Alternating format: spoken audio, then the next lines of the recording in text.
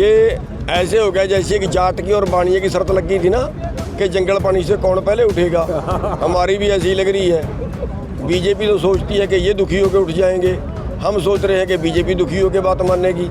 अब देखते हैं कौन पहले हारता है। 2024 तक तो हम लड़ेंगे। किसानों और सरकार के बीच 90 दिनों से चल रही लड़ाई आगे भी खत्म होती दिखाई नहीं दे रही। 29 दिनों से बातचीत का दौर थमा हुआ है। सरकार अड़ी है तो किसानों ने भी ठान लिया है कि झुकना भी सरकार को पड़ेगा और बातचीत के लिए भी पहल भी सरकार ही करेगी। जी हां, ये तस्वीरें महम चौबीसी के गांव अजायब की हैं, जहां सर्व जातीय महापंचायत में पहुंचे किसान नेता गुरनाम सिंह चढ़ूनी ने मोदी सरकार के साथ साथ जेजेपी पर जमकर बरसे।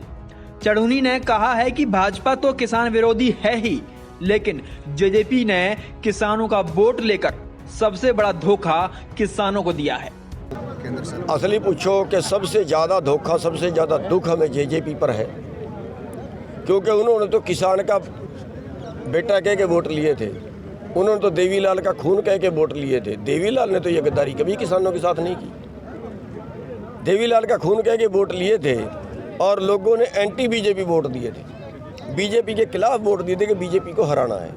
और वोट लेके और फिर उसका दुरुपयोग करना, लोगों के वोटों को बेच देना और उसके बदले उप मुख्यमंत्री की कुर्सी ले लेना, ये सबसे बड़ा धोखा है किसानों से। किसानों की पीठ में छुरा मारा। गुरनाम सिंह चढ़ूनी का दो टूक कहना है कि किसानों का आंदोलन 2024 तक चलेगा और सरकार को हर कीमत पर किसानों की मांगें माननी पड़ेंगी। चढ़ूनी ने कहा है कि भाजपा का इतिहास है फूट डालो और राज करो, और यही नीति अपनाते हुए भाजपा आज देश के सभी प्रदेशों में जातिगत और धर्म के नाम पर लोगों को लड़ा रही है। हमारा भी इरादा लंबी लड़ाई लड़ने का है। ये ऐसे हो गया जैसे कि जाट की और बानिए की शर्त लगी थी ना कि जंगल पानी से कौन पहले उठेगा। हमारी भी ऐसी लग रही है। बीजेपी तो सोचती है कि ये दुखी होकर उठ जाएंगे, हम सोच रहे हैं कि बीजेपी दुखी होकर बात मानेगी। अब देखते हैं कौन पहले हारता है। 2024 तक तो हम लड़ेंगे। कभी जातिवाद का नारा देती है, जाटों का आंदोलन बताती है, तो कभी इसको उग्रवादियों का आंदोलन बताती है। तो क्या चाहती है सरकार? देखिए, बीजेपी का जो इतिहास आज तक रहा है ना, वो देश के विकास का अधिकार उनका इतिहास नहीं रहा।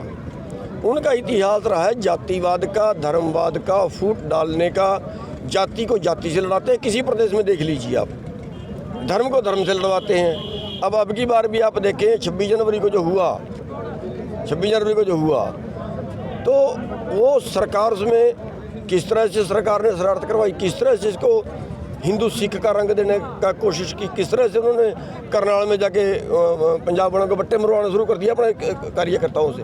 अभी पर्चा दर्ज हुआ वहाँ 40 लोगों के ऊपर। तो ये इस तरह की जो कार्रवाइयाँ हैं, अभी आंदोलन चला तो हरियाणा में SYL का मुद्दा उठाना चाहा, हरियाणा और पंजाब को पाड़ने के लिए। तो ये जो पाड़ के राज करते हैं, खालिस्तानी बता दिया, पाकिस्तान से चंदा आया बता दिया, चीन से चंदा आया बता दिया, और इसमें और कई तरह के उन्होंने हमें देशद्रोही तक कह डाला, मुकदमे दर्ज करके डरा दिया, नोटिस भेज के डरा दिया। ये इस तरह की जो कार्रवाइयाँ कर रहे हैं, ये देश हित में नहीं है और ये देश हित की तो पार्टी भी नहीं है, इसकी नीतियाँ भी देश हित की नहीं है। आपको बता दें कि सर्व जातीय महापंचायत में पहुंचे भाजपा प्रदेश अध्यक्ष गुरनाम सिंह चढ़ूनी को हल देकर सम्मानित किया गया।